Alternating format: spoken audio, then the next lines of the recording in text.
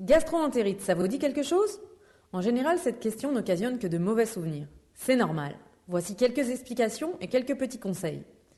Le norovirus est le virus qui cause le plus fréquemment la gastro-entérite. C'est un virus qui a tendance à préférer les saisons plus fraîches, l'automne et l'hiver, et qui affectionne particulièrement la période des fêtes.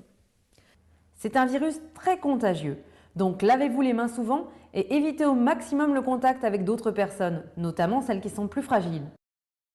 Soyez rassurés, la gastro-entérite virale est généralement sans gravité et dure entre 24 et 72 heures.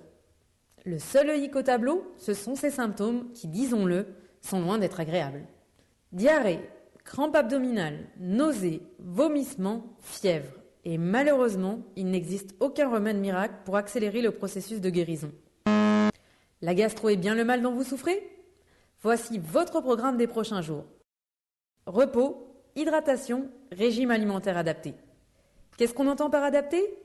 Adapté à votre estomac qui semble ne plus rien supporter. C'est pas le fun, on le sait bien. Ne vous inquiétez pas, cette petite liste d'aliments vous aidera à passer au travers ces quelques jours et à vous remettre sur pied. Bouillon de poulet, bananes, riz, compote de pommes, pain. Mais attention, si pour la plupart des gens la gastro-entérite est sans risque de gravité, il faut être vigilant si vous appartenez à un des groupes suivants. Enfants de moins de 2 ans, personnes âgées de 65 ans et plus, femmes enceintes, personnes atteintes d'une maladie chronique. Si vous avez des doutes sur votre état de santé ou celui d'un proche, appelez Info Santé au 811 sans tarder.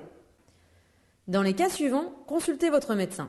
Symptômes persistants au-delà de 3 jours au retour d'un voyage à l'étranger, diarrhée depuis plus de 5 jours sans amélioration, en cas de diarrhée associée à la fièvre, en cas de vomissement depuis plus de 24 heures sans amélioration.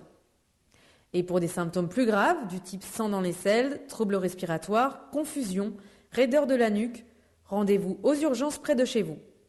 Pour en savoir plus, santémontréal.ca/hiver en santé.